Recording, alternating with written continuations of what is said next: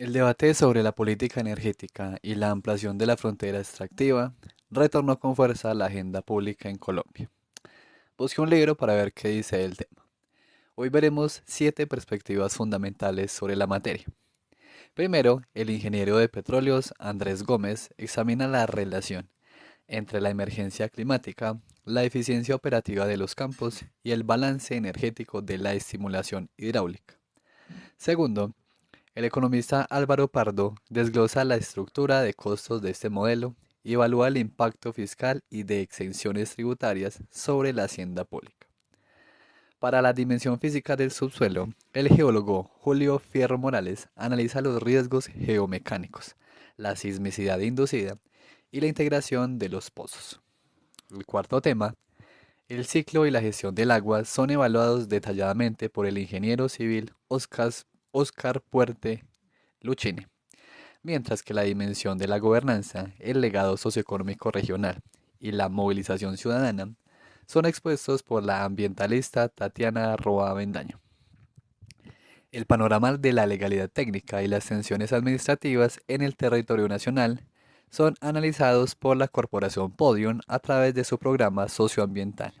Y finalmente, el abogado Héctor Herreras Antonio sitúa el contexto colombiano dentro de las tendencias de la jurisprudencia internacional, el principio de precaución y el marco global de los derechos humanos. El libro fue publicado en 2019, por lo que hice, digamos, algunas actualizaciones, también puse algunos debates. El día de hoy veremos entonces un libro que es más, digámoslo, más crítico, por así decirlo, por el fracking.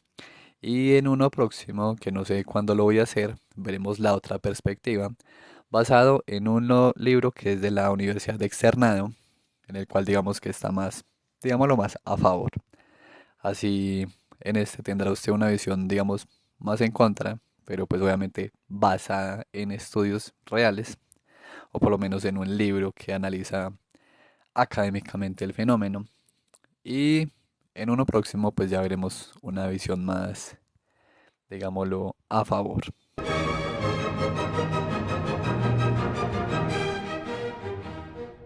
El debate contemporáneo sobre la política energética sitúa la explotación de hidrocarburos en una encrucijada estructural frente a los compromisos de sostenibilidad global.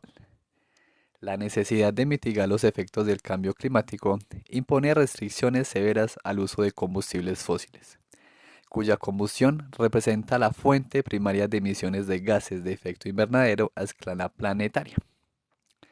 Estudios especializados en responsabilidad corporativa señalan que un grupo reducido de 100 corporaciones multinacionales vinculadas al sector energético acumuló la autoría del 71% de estas emisiones desde el año 1988.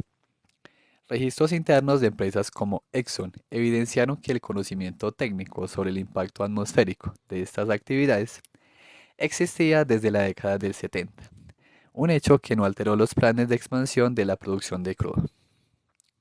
En la actualidad, el consenso de la comunidad científica internacional establece que para mantener el incremento de la temperatura global por debajo de 1,5 grados Celsius, resulta indispensable mantener la mayor parte de las reservas probadas de combustibles fósiles en el subsuelo. En este contexto, la implementación de la estimulación hidráulica mediante fracturamiento multietapa, conocida comúnmente como estimulación hidráulica, añade una presión crítica al sistema debido a los altos volúmenes de metano que se liberan de forma fugitiva durante el proceso de extracción. Un gas cuyo potencial de calentamiento global supera significativamente al del dióxido de carbono. Esta dinámica de extracción intensiva generó repercusiones profundas en los entornos geográficos donde se consolidó la actividad extractiva. La historia de la industria petrolera convencional en la región del Magdalena Medio ilustra cómo un siglo de explotación de recursos no renovables alteró los ecosistemas locales y la estructura social, sin consolidar un modelo de desarrollo económico sostenible a largo plazo. Los pasivos ambientales resultantes de la operación histórica de campos como Casabe o Casabe caracterizados por el vertimiento de aguas de producción con alta salinidad en ciénagas y la contaminación sistemática de suelos, demandaron intervenciones de mitigación financiadas posteriormente con recursos estatales. Es decir, sacaron digamos que las ganancias y luego las consecuencias ambientales las pagan los contribuyentes. La gestión de estos riesgos plantea interrogantes sobre la capacidad regulatoria de las instituciones fiscales y de control.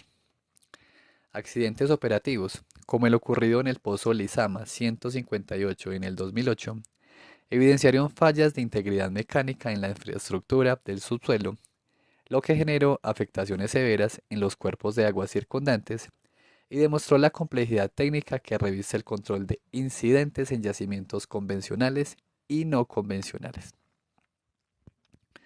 Desde la perspectiva de la eficiencia técnica, la estimulación hidráulica califica dentro de la categoría de energía de alto costo operativo debido a sus desfavorables indicadores de rendimiento físico. El principal indicador para medir la viabilidad de una fuente energética es la tasa de retorno energético, la cual calcula la cantidad de energía que se debe invertir para obtener una cantidad determinada de energía final. Mientras que el petróleo convencional históricamente ofreció una tasa de retorno de 18 unidades obtenidas por cada unidad invertida, la estimulación hidráulica registra un promedio de apenas 2.8 unidades.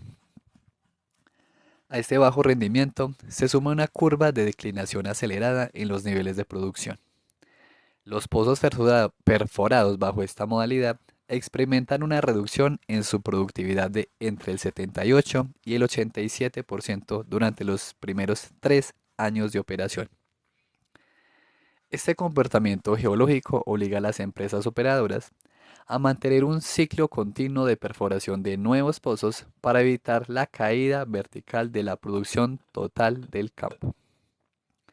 Los requerimientos de insumos físicos para sostener este ritmo de perforación generan presiones logísticas y ambientales sin precedentes sobre los recursos locales.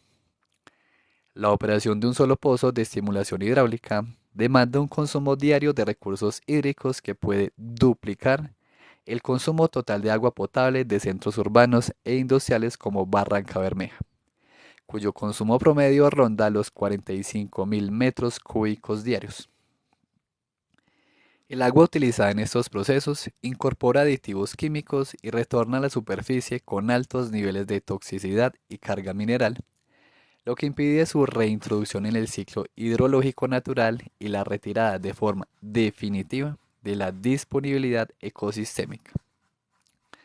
Asimismo, la infraestructura logística exige el transporte de grandes volúmenes de agentes de sostén, requiriendo el movimiento de hasta 800 vehículos de carga pesada por pozo para el suministro de arenas específicas, una actividad que incrementa los costos de transporte y acelera el deterioro de las redes viales regionales.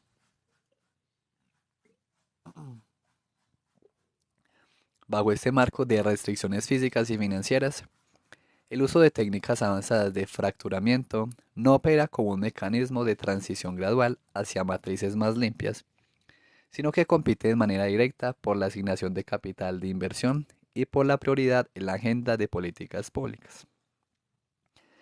El desarrollo tecnológico actual de las energías renovables, particularmente la energía solar fotovoltaica y la energía eólica, permite registrar tasas de retorno energético estables que superan los márgenes de los yacimientos no convencionales. La viabilidad técnica de una matriz energética basada en fuentes renovables hacia mediados del siglo XXI sugiere una reorientación de los recursos económicos hacia la diversificación de la infraestructura de generación, promoviendo la soberanía energética institucional y el diseño de proyectos energéticos compatibles con la vocación económica y social de los territorios rurales del país. Que igual ya hemos visto que esas energías renovables no son tan renovables. Muchos componentes que requieren minería. Ya hice un video, por ejemplo, del litio y de cómo en esas zonas genera pues ciertos problemas con el agua también. Y pues de que están Esas, por ejemplo, esas baterías de los coches eléctricos que tienen. Eso tiene litio. Entonces también tiene sus problemas también medioambientales. Cuánto duran esas baterías. Cuando se dejan de usar también, pues en qué se convierte. En basura también. Y por ejemplo, los que no son con el sol, sino los que van girando, se me va el nombre. Incluso en algunos lugares han tenido que ser retirados porque por el ruido que generan o ese tipo de cosas. En fin, vamos al segundo apartado, que es la dimensión financiera del fracturamiento hidráulico y el impacto fiscal. El análisis de la viabilidad financiera de los yacimientos no convencionales exige examinar la estructura de costos de los modelos de producción internacionales, particularmente el implementado en los Estados Unidos de América, que esa es otra cosa, que por lo menos, bueno, me adelanto, pero en ese momento Colombia, por ejemplo, no está haciendo fracking, pero importa gas de Estados Unidos. ¿Y cómo extrae, por lo menos en una parte, Estados Unidos ese gas? Con fracking. La aparente estabilidad de ese sector es objeto de revisión crítica debido a la existencia de costos operativos ocultos que alteran el balance financiero real de las empresas operadoras. Estudios realizados por instituciones académicas como la Universidad de Harvard en el 2009 indicaron que el costo de capital requerido para perforar y operar un pozo bajo parámetros de estricta responsabilidad ambiental asciende a aproximadamente 32 millones de dólares. No obstante, las corporaciones reportaron promedios de inversión de solo 7 millones de dólares, una diferencia que se explica por la existencia de marcos regulatorios laxos en las zonas de extracción. El factor determinante en esta brecha económica es el tratamiento de las aguas de producción, un rubro que representa el 76% de los costos totales de un pozo operado de manera responsable. La omisión o simplificación de este proceso traslada el costo del pasivo ambiental directamente a las finanzas públicas y a la sociedad. A esta presión de costos se suma un ciclo de vida útil marcadamente corto en comparación con la tecnología convencional. Los pozos de fracturamiento hidráulico registran una vida útil promedio de solo 10 años, experimentando una declinación vertical de su producción de entre 60 y 90% durante su primer año de operación. Esta, esta característica geológica impone una necesidad de inversión continua en la perforación de nuevos pozos para mantener estables los niveles de extracción, lo que afecta evidentemente los márgenes de flujo de caja de las organizaciones. Esta exigencia de capital intensivo derivó en un endeudamiento estructural dentro de la industria norteamericana, comprometiendo la rentabilidad del sector ante la volatilidad de los precios internacionales del crudo. Que si ustedes miran, por ejemplo, un histórico entre 2025 y 2026, van a ver que el petróleo tiene momentos en los que está muy arriba, los momentos en los que el precio cae bastante, y como ahora, momentos en los que vuelve a subir.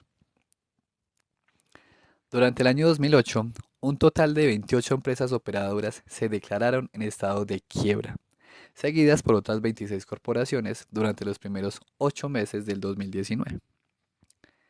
El sostenimiento de la actividad respondió más a la disponibilidad de líneas de crédito subsidiadas y a la especulación en los mercados de valores que a la eficiencia operativa real, al punto de que una porción significativa de las 60 firmas de mayor tamaño en el sector no logró generar el efectivo suficiente para cubrir sus gastos de operación de forma autónoma.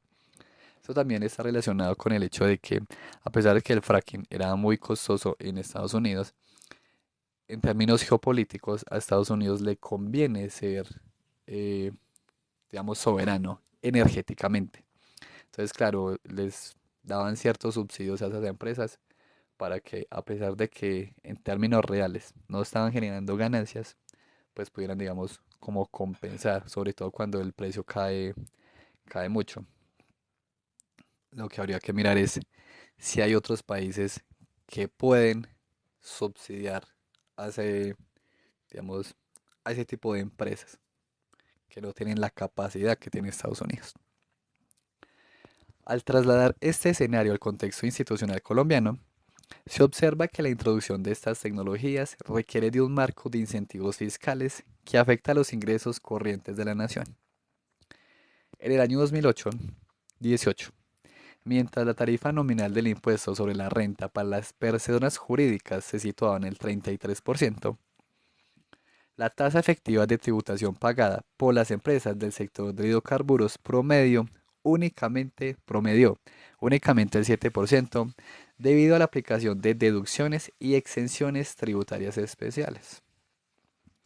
Entre estos mecanismos destaca la deducibilidad de las regalías en la base gravable del impuesto sobre la renta. Si bien este incentivo generó intensos debates jurídicos y legislativos en los que el Congreso intentó prohibir dicha deducción, las, de- las decisiones de los altos tribunales constitucionales mantuvieron la excepción, argumentando que estos pagos corresponden a costos operativos reales de la actividad minero-energética. Esto ha permitido que las pautas sectoriales mantengan históricamente una tasa efectiva de tributación significativamente inferior a la tarifa nominal. Hay que tener en cuenta, por supuesto, que en términos del poder adquisitivo de la moneda, por ejemplo la colombiana, eh, las divisas que se obtienen debido a este tipo de productos mantienen estable el valor del peso. Entonces quizá no pagan los mismos impuestos que otros sectores o las personas naturales, por ejemplo, pero mantienen o ayudan a mantener la moneda estable. Las implicaciones de este modelo de contratación y exención impositiva inciden directamente en el balance fiscal del país y en la estabilidad de las empresas industriales y comerciales del Estado. Bajo la modalidad de los contratos de concesión vigentes, la totalidad del recurso extraído es propiedad de la empresa operativa privada, lo que obliga al Estado a adquirir el crudo destinado al refinado y consumo interno a precios del mercado internacional. La implementación de la técnica de fracturamiento hidráulico bajo estas condiciones de baja tributación y altos costos operativos propios introduce riesgos de pérdidas financieras para la empresa colombiana de petróleos, una entidad que figura como el principal contribuyente del impuesto sobre la renta en la hacienda pública. Históricamente, la dependencia de los ingresos extractivos durante periodos de alta producción, como el observado entre los años 2004 y 2014, no se tradujo en una transformación productiva sectorial, sino que incrementó los niveles de endeudamiento público. Para mitigar los déficits fiscales recurrentes que se derivan de la erosión de la base impositiva, el gobierno nacional recurrió a la enajenación de activos estratégicos de la nación, incluyendo participaciones en empresas de servicios públicos interconectados como Interconexión Eléctrica S.A. o tramos accionarios de la propia petrolera estatal. El análisis de estas variables económicas bajo el principio de precaución sugiere que la actividad no sostiene su viabilidad financiera de manera autónoma, sino que depende de la transferencia de rentas públicas y de la asunción estatal de los riesgos ambientales. Este es un punto que me parece muy interesante en cuanto a, listo, en términos nuevamente geopolíticos puede ser interesante, pero si en términos fiscales no es rentable, entonces ahí bastante problemático. Ahora la dinámica geológica. El análisis de las implicaciones físicas de la estimulación hidráulica exige comprender las transformaciones mecánicas que se inducen en el subsuelo al intervenir formaciones rocosas de baja permeabilidad, tales como las lutitas. A diferencia de los yacimientos convencionales, donde las propiedades de porosidad y presión permiten que los fluidos migren de forma natural hacia el punto de captación, los hidrocarburos en los yacimientos no convencionales permanecen atrapados en estructuras compactas que han estado estables durante millones de años. Para forzar la liberación del recurso, La ingeniería de petróleos aplica fluidos a presiones extremadamente altas con el fin de generar microcanales artificiales. Este procedimiento incrementa de forma sustancial los requerimientos de energía y materiales por unidad de energía obtenida, introduciendo al mismo tiempo un elevado margen de incertidumbre técnica respecto al comportamiento real de la roca profunda. Los modelos predictivos de la industria extractiva suelen operar bajo la premisa de que los materiales del subsuelo son homogéneos, continuos y lineales. No obstante, la realidad geológica demuestra que las formaciones profundas son discontinuas, heterogéneas y responden de manera no lineal a los estímulos de presión. Esta discrepancia entre el modelo y la roca genera riesgos operativos críticos. Las fracturas inducidas artificialmente no siempre siguen trayectorias controladas, sino que pueden expandirse vertical y horizontalmente hasta interceptar sistemas de fallas y fracturas naturales preexistentes. Cuando esta interconexión ocurre, se crean vías de comunicación física que facilitan la migración no deseada de fluidos industriales hacia los acuíferos de agua dulce superficiales y profundos, comprometiendo de manera irreversible el suministro hídrico necesario para el sostenimiento de las poblaciones y los ecosistemas locales. La alteración de las presiones en el subsuelo también incide directamente en la actividad tectónica regional a través de la sismicidad inducida. Los fenómenos sísmicos asociados a esta actividad se dividen en dos categorías según su origen operativo. En primer lugar, el proceso mismo de fracturamiento hidráulico genera eventos microsísmicos, que pueden alcanzar magnitudes cercanas a 4 en la escala de Richter, liberando la suficiente energía para generar vibraciones notables en la superficie y daños estructurales en edificaciones civiles cercanas. En segundo lugar, y con un potencial de riesgo significativamente mayor, se encuentra la práctica de la reinyección de las aguas residuales de producción en pozos de disposición profunda. Al introducir grandes volúmenes de líquido a presión en capas geológicas profundas, se reduce la fricción en las fallas geológicas preexistentes, lo que puede reactivarlas y desencadenar sismos de magnitudes considerables.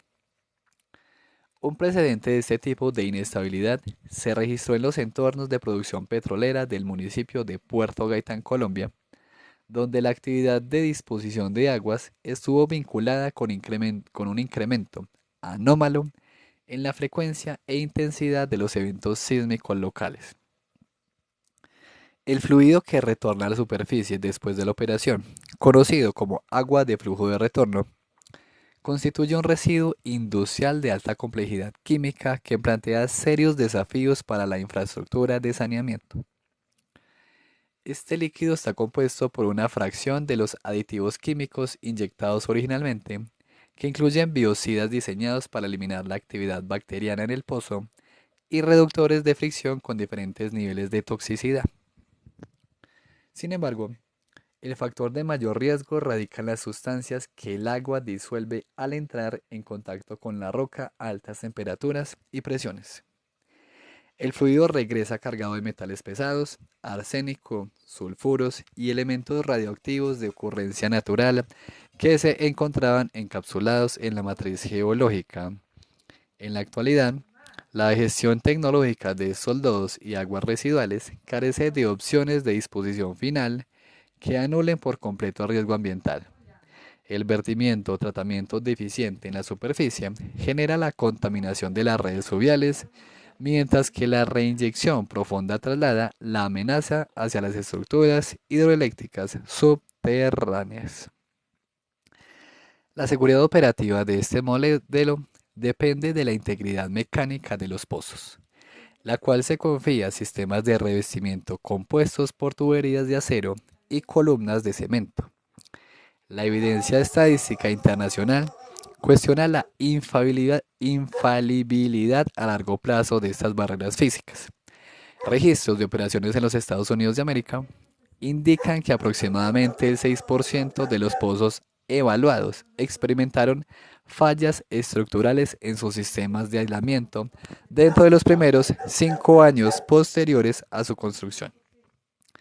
En el contexto geológico colombiano, este riesgo se incrementa debido a las características mineralógicas de las formaciones del periodo Cretácico, las cuales poseen concentraciones significativas de pirita, un mineral compuesto por sulfuro de hierro. Al entrar en contacto con el agua y el oxígeno durante las fases de perforación y estimulación, la pirita reacciona químicamente generando ácido sulfúrico. Este entorno altamente corrosivo ataca los componentes de acero y disuelve las matrices de cemento de los pozos, elevando de forma matemática la probabilidad de que ocurran filtraciones de hidrocarburos y fluidos industriales hacia las capas de suelo superiores. Finalmente, la evaluación de estos proyectos extractivos plantea un dilema institucional en la asignación de prioridades y recursos públicos frente a los compromisos globales de sostenibilidad. La expansión de la frontera de hidrocarburos mediante técnicas de alta intensidad material genera una contradicción con las políticas de mitigación del cambio climático, especialmente cuando los recursos estatales e institucionales se concentran en la exploración de acuíferos profundos con fines industriales, mientras regiones del norte del país, como el departamento de La Guajira, enfrentan crisis estructurales de abastecimiento de agua potable para el consumo humano. La lógica económica y regulatoria se enfrenta así a la necesidad de equilibrar los rendimientos financieros de corto plazo con la preservación del capital natural y la estabilidad climática de los territorios. Pasamos a la gestión del recurso hídrico y los riesgos hidrogeológicos de la operación. La evaluación del impacto de la estimulación hidráulica sobre los sistemas hidrológicos requiere un análisis sistemático de las 5 etapas críticas que componen el ciclo de manejo de fluidos en la operación extractiva. Este proceso inicia con la captación, donde se extraen grandes volúmenes de agua de fuentes superficiales como ríos y ciénagos o de acuíferos subterráneos. Posteriormente, en la etapa de mezcla, el recurso hídrico se combina con agentes de sostén y una variedad de aditivos químicos para conformar el fluido de inyección. La tercera fase consiste en la inyección de esta mezcla a presiones elevadas dentro de la infraestructura del subsuelo para fracturar la roca de baja permeabilidad. Tras la estimulación, se pasa a la etapa de retorno, que contempla la recuperación y el almacenamiento temporal en superficie del fluido que emerge del pozo. Finalmente, la fase de tratamiento y disposición aborda la gestión de los residuos líquidos y los lodos resultantes de la operación. La escala de consumo físico de este modelo extractivo denota una demanda exponencial que genera escenarios de competencia por el uso del suelo y el agua con los sectores agrícola y de consumo doméstico. Registros estadísticos procedentes de los Estados Unidos indicaron que el requerimiento promedio de agua por pozo experimentó un incremento del 770% entre los años 2011 y 2016. Mientras que en los primeros años de ese periodo el consumo promediaba 4.300.000 litros por pozo, el desarrollo tecnológico en yacimientos sudamericanos como Vaca Muerta en la República Argentina elevó los requerimientos operativos a un promedio de 22,5 millones de litros por cada pozo perforado. Para optimizar los costos de transporte y operación, las empresas operadoras priorizan la captación de agua dulce superficial o subterránea de fácil acceso en las inmediaciones del proyecto. Esta preferencia ejerce una presión directa sobre las fuentes de abastecimiento público, una situación especialmente crítica en regiones como el municipio de San Martín en el departamento del Cesar, donde los acuíferos subterráneos constituyen la reserva estratégica de la población para mitigar los periodos de sequía estacional. La viabilidad de los esquemas de economía circular y reciclaje del agua dentro de esta actividad se encuentra limitada por las restricciones físicas del balance de materia en el subsuelo. Los datos de operación revelan bajas tasas de recuperación, puesto que solo entre el 19 y el 48% del volumen total del fluido inyectado retorna a la superficie durante los primeros 6 meses posteriores a la estimulación. El porcentaje restante permanece confinado de manera permanente en las estructuras geológicas profundas. Asimismo, la fracción del líquido que logra ser recuperada presenta alteraciones severas en sus propiedades fisioquímicas, lo que eleva de forma drástica los costos de tratamiento y remoción de contaminantes. En términos de balance hidrológico, esta dinámica representa una sustracción neta de recursos, ya que el agua utilizada es retirada de forma definitiva del ciclo hidrológico superficial y de la disponibilidad ecosistémica general. La caracterización química de los fluidos inyectados y de retorno constituye uno de los focos de mayor atención en materia de seguridad ambiental y salud pública. Durante las operaciones se emplean formulaciones complejas que oscilan entre 600 y 1000 productos químicos diferentes, de los cuales una proporción significativa posee propiedades de alta toxicidad o potencial carcinogénico. La identificación precisa de estos componentes suele verse restringida por acuerdos de reserva comercial y propiedad intelectual de las firmas de servicios petroleros. A esta carga química inducida se añade el proceso de lixiviación natural que ocurre en el subsuelo. Al entrar en contacto con las formaciones profundas a altas presiones, el agua disuelve y arrastra elementos preexistentes en la roca.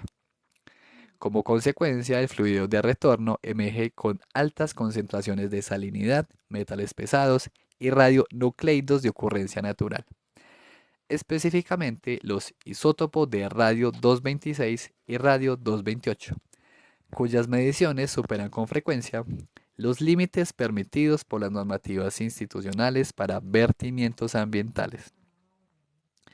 La disposición final de estos efluentes industriales plantea dilemas de orden técnico y financiero para la sostenibilidad del proyecto. El proceso de desalinización y purificación avanzada del agua de retorno demanda inversiones elevadas que pueden alcanzar costos de hasta $47 por metro cúbico, lo que lleva a las corporaciones a priorizar la inyección en pozos de disposición profunda como la alternativa económica más viable. No obstante, esta modalidad de confinamiento superficial altera el equilibrio de presiones en las capas geológicas receptoras, induciendo fenómenos sismológicos y provocando trasvases artificiales de fluidos entre los sistemas acuíferos profundos y las capas superiores. La confiabilidad de las piscinas de almacenamiento y las tuberías de transporte también presentan márgenes de falla estadística. Registros históricos en zonas de alta densidad de pozos, como el estado de Dakota del Norte, documentaron tasas de accidentalidad de hasta 7 incidentes de derrame anuales por cada 100 pozos en operación, lo que resulta en la contaminación directa de suelos y cuerpos de agua adyacentes. Estas variables de riesgo adquieren una dimensión compleja en entornos de alta biodiversidad como el territorio colombiano, donde la cartografía y el conocimiento hidrogeológico de las líneas base sobre las dinámicas de las aguas subterráneas presentan vacíos de información institucional. Ahora, pasamos al siguiente. La evolución de las políticas extractivas en el territorio colombiano se enfrenta de manera directa a la consolidación de un robusto movimiento de resistencia civil que cuestiona los fundamentos económicos y de gobernanza de la estimulación hidráulica. La manifestación pública de este rechazo alcanzó dimensiones significativas durante las movilizaciones de la Marcha Carnaval en junio del 2019, un evento que congregó aproximadamente 300.000 ciudadanos en 70 municipios del país bajo consignas de protección ambiental. Esta respuesta de las comunidades territoriales surgió como contrapeso a la estrategia institucional del gobierno nacional, la cual durante más de una década buscó viabilizar los yacimientos no convencionales con el objetivo de revertir la tendencia decreciente en las reservas probadas de crudo. Los registros oficiales del sector energético evidenciaron que el volumen de reservas experimentó una contracción sostenida al pasar de 2.600 millones de barriles en 1997 a 1.700 millones de barriles en 2017. Esta pérdida de autosuficiencia impulsó la agenda gubernamental hacia técnicas de mayor intensidad extractiva, generando un conflicto de prioridades con las dinámicas de poblamiento y las vocaciones productivas locales. La oposición ciudadana a la expansión de la frontera hidrocarburífera se fundamenta en variables históricas y de economía política regional que restan legitimidad a las promesas de bienestar sectorial.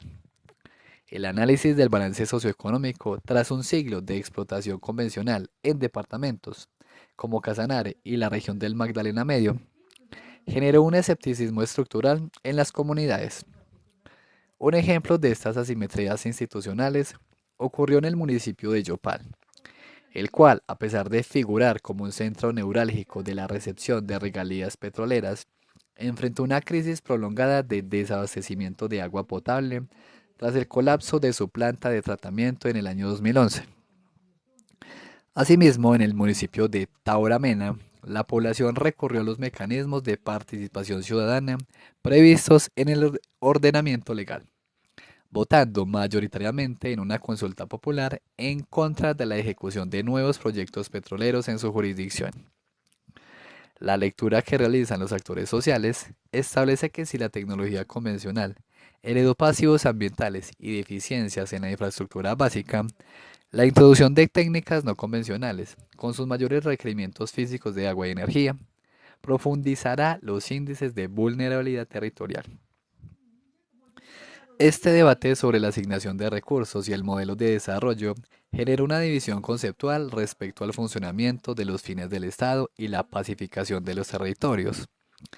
Mientras que las agencias gubernamentales y los gremios económicos plantearon que las rentas derivadas de los yacimientos no convencionales resultarían indispensables para apancalar la inversión social de la etapa de postconflicto, las organizaciones comunitarias argumentaron que la imposición de proyectos de alta afectación ambiental tiende a agudizar la conflictividad social y a desestabilizar las economías campesinas tradicionales.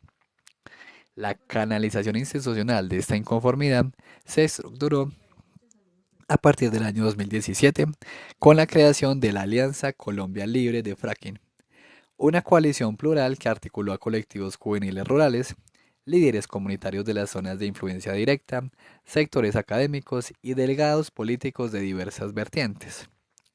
La estrategia unificada de este bloque no se orientó hacia la concertación de medidas de mitigación o supervisión técnica, sino hacia la exigencia de un marco de prohibición legislativa definitiva o la declaratoria de una moratoria estatal indefinida para esta actividad.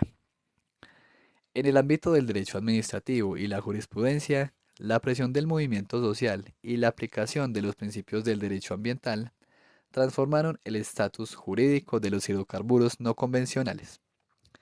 En noviembre del 2018, el Consejo de Estado dictó una medida cautelar que ordenó la suspensión provisional del marco técnico y de regulación que regía la estimulación hidráulica, fundamentando su decisión en el principio de precaución ante la falta de certeza científica absoluta sobre los impactos hidrogeológicos en el largo plazo.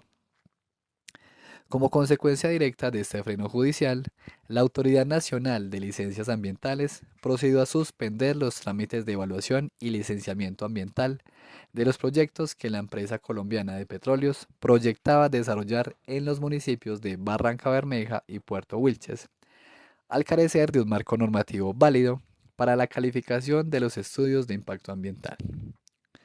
No obstante, las pautas gubernamentales abrieron un margen excepcional para el diseño de los proyectos piloto de investigación integral, un esquema experimental concedido para recolectar información técnica y científica en condiciones controladas, pero que continuó siendo objeto de objeciones legales y sociales por parte de los sectores que demandaban la aplicación estricta de la precaución ambiental. La confluencia de estos factores económicos, sociales y jurídicos modificó el escenario de la toma de decisiones energéticas en Colombia, situando la valoración del capital natural y la soberanía energética en el centro de la agenda pública. La capacidad del movimiento social para incidir en los tribunales y reconfigurar la percepción ciudadana demuestra que la viabilidad de un modelo extractivo ya no se evalúa exclusivamente a partir de sus proyecciones de rentabilidad fiscal o saldos comerciales, sino a través de su compatibilidad con los derechos colectivos, la sostenibilidad hídrica y la licencia social de los territorios que asumen los costos de la operación. Ahora, hablemos de las asimetrías regulatorias. La estructura institucional que regula los yacimientos no convencionales en el ordenamiento jurídico colombiano enfrenta severos cuestionamientos debido a la existencia de asimetrías procedimentales y vacíos en la fiscalización de las actividades extractivas. A pesar de que las instancias judiciales, específicamente el Consejo de Estado, ratificaron la suspensión provisional del marco técnico general para la estimulación hidráulica en el 2019, la apertura de un canal excepcional para la ejecución de los proyectos piloto de investigación integral introdujo contradicciones de orden administrativo. Los análisis de gestión pública sectorial señalan que estos proyectos experimentales se concibieron sin una arquitectura regulatoria propia y específica que delimitara de forma estricta sus alcances científicos. Asimismo, la representatividad técnica de estos proyectos piloto plantea interrogantes sobre su capacidad predictiva frente a un escenario de explotación a gran escala. Mientras que los proyectos de investigación abarcaron intervenciones focalizadas, las proyecciones de desarrollo comercial pleno, formuladas por la empresa colombiana de petróleos, estimaron la perforación de hasta 1.290 pozos en etapas de producción continua. Esta diferencia de magnitud impide que las mediciones temporales de los pilotos capturen los impactos ambientales acumulados en las cuencas hidrográficas y los suelos regionales. Adicionalmente, variables críticas de riesgo operacional, tales como la migración lenta de fluidos industriales hacia las capas superiores o el deterioro mecánico en los sistemas de cementación y revestimiento de los pozos, se manifiestan típicamente en el mediano y largo plazo, superando los periodos cronológicos asignados a las fases de observación de las pruebas experimentales. La viabilidad de estas operaciones también se vio tensionada por las condiciones fijadas originalmente por la comisión de expertos, la cual supeditó cualquier avance técnico al cumplimiento de requisitos sustanciales, como la obtención de licencia social, el establecimiento de líneas base ambientales detalladas, la transparencia informativa y la protección de la biodiversidad, indicadores que registraron rezagos institucionales en las zonas de influencia directa. Estas dinámicas de flexibilidad administrativa se evidencian al examinar casos de estudio específicos en la asignación de áreas de exploración en la cuenca del Valle Medio del Magdalena. La adjudicación del bloque denominado BMM37, ubicado en jurisdicción del municipio de Puerto Wilches y asignado inicialmente en el año 2010 a la corporación ExxonMobil, ilustra los mecanismos de modificación contractual utilizados en el sector. Aunque los términos de referencia iniciales excluían la explotación de formaciones no convencionales, los clausulados permitieron la inclusión posterior de estas tecnologías mediante adiciones administrativas, una práctica que la Contraloría General de la República señaló críticamente debido a la habilitación de bloques petroleros sin contar con cartografías hidrogeológicas básicas ni restricciones ambientales consolidadas por parte del Estado. Las actuaciones técnicas en este bloque incluyeron solicitudes formales para modificar licencias ambientales preexistentes de yacimientos convencionales con el fin de adaptarlas a las exigencias del fracturamiento multietapa. Los registros de supervisión territorial documentaron la perforación de los pozos exploratorios Manatí Blanco y Manatí Gris. Las organizaciones técnicas indicaron que si bien esas estructuras se tramitaron bajo la categoría de exploración convencional, sus especificaciones de diseño arquitectónico y de ingeniería correspondían a los parámetros requeridos para formaciones no convencionales, lo que constituyó una ilusión práctica al de los controles ambientales. Una situación de similar complejidad jurídica y operativa se localiza en el departamento del Cesar, donde la empresa Drummond ejecuta operaciones simultáneas bajo contratos de concesión de carbón e hidrocarburos en el campo denominado La Loma. En esta zona geográfica, la Autoridad Nacional de Licencias Ambientales expidió la resolución 1655 del 2015 para viabilizar el proyecto Caporo Norte, autorizando de forma expresa la perforación de 57 pozos destinados a la extracción de gas asociado a mantos de carbón mediante la aplicación de la estimulación hidráulica. Las auditorías socioambientales denunciaron que la operación continua de al menos 15 pozos de producción activa en este yacimiento, ¿qué? Activa en este yacimiento se amparó en los criterios técnicos de la resolución 90341 del 2014, un acto administrativo emanado del Ministerio de Minas y Energía que se encontraba cobijado por la orden de suspensión provisional dictada por el Consejo de Estado. Esta dualidad regulatoria permitió que la extracción en mantos de carbón avanzara formalmente bajo el rótulo de gas asociado, a pesar de compartir los mismos requerimientos físicos y riesgos hidrogeológicos de fracturamiento que la normativa judicial mantenía congelados para las lutitas. El examen de estos procedimientos administrativos revela que las agencias técnicas de regulación, incluyendo la Autoridad Nacional de Licencias Ambientales y la Agencia Nacional de Hidrocarburos, adoptaron interpretaciones normativas flexibles y de alta celeridad procesual ante los requerimientos de las empresas operadoras del sector energético. Ahora, vamos al panorama legal global.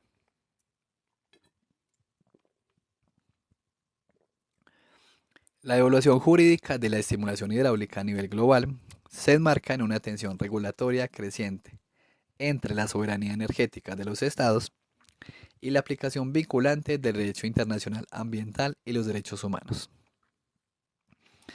Dentro de la arquitectura judicial contemporánea, la viabilidad de estas técnicas extractivas se somete de forma rigurosa a dos principios ordenadores. En primer lugar, el principio de precaución impone una obligación de abstención administrativa a las autoridades estatales, dictaminando que la ausencia de certeza científica absoluta respecto a la probabilidad o magnitud de un daño hidrogeológico no puede utilizarse como justificación para postergar la adopción de medidas restrictivas o la denegación de licencias operativas. En segundo lugar, el enfoque basado en derechos humanos sitúa la operación de los yacimientos no convencionales como una fuente potencial de afectación a garantías fundamentales e irrenunciables, tales como el derecho a la salud, el acceso al agua potable, la soberanía alimentaria y la vivienda digna.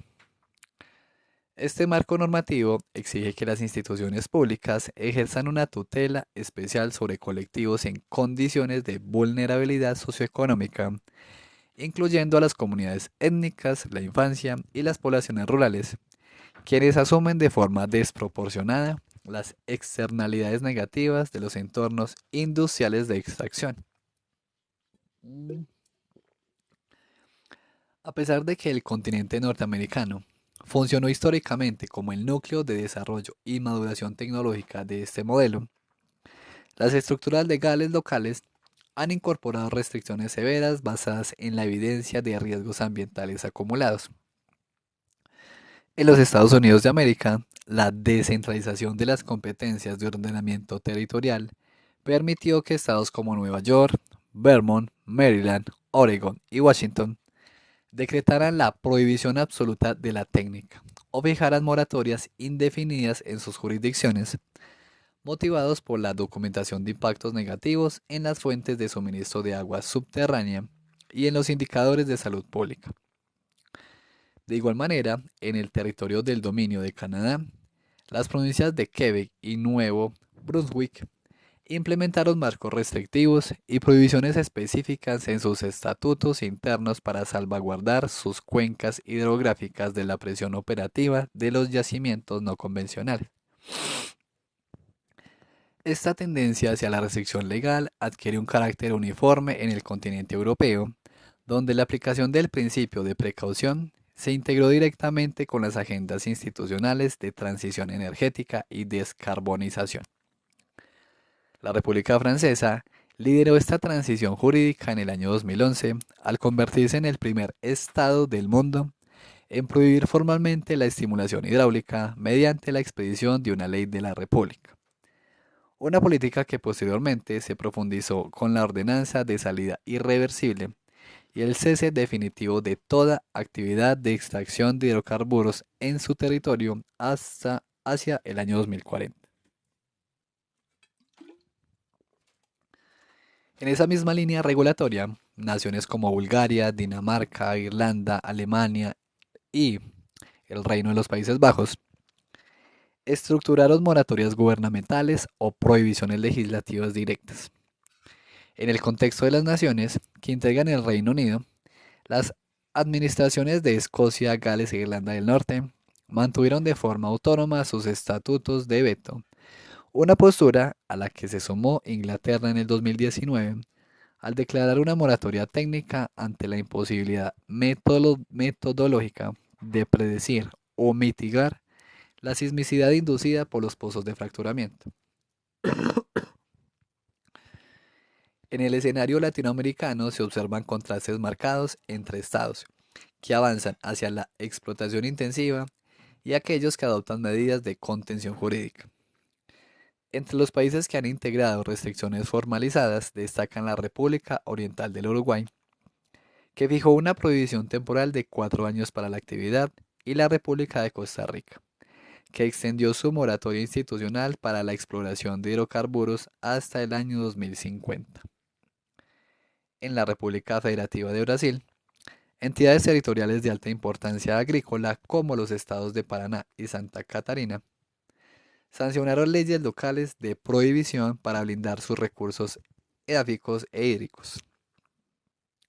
Por su parte, la República de Colombia consolidó una moratoria por vía judicial mediante los fallos de control administrativo del Consejo de Estado, los cuales aplicaron el principio de precaución sobre el marco regulatorio sectorial.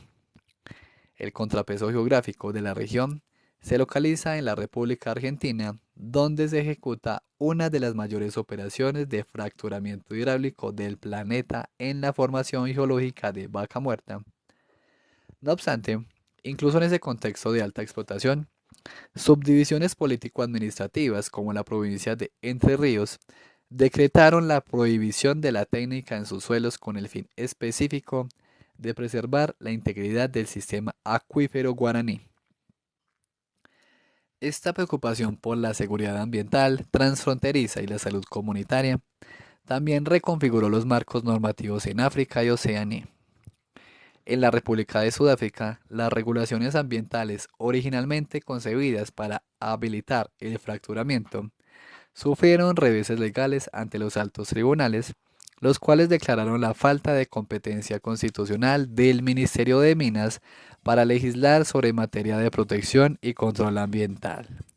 En el estado de Australia, los gobiernos de los estados de Victoria y Tasmania mantuvieron moratorias estrictas de sus ordenamientos territoriales, fundamentadas en los vacíos de información científica sobre los impactos en el balance hidroeléctrico regional y la seguridad sanitaria de las poblaciones rurales. Finalmente, el debate sobre la compatibilidad de estas tecnologías extractivas con el derecho internacional público escaló formalmente hacia las agencias de los organismos multilaterales de supervisión de tratados.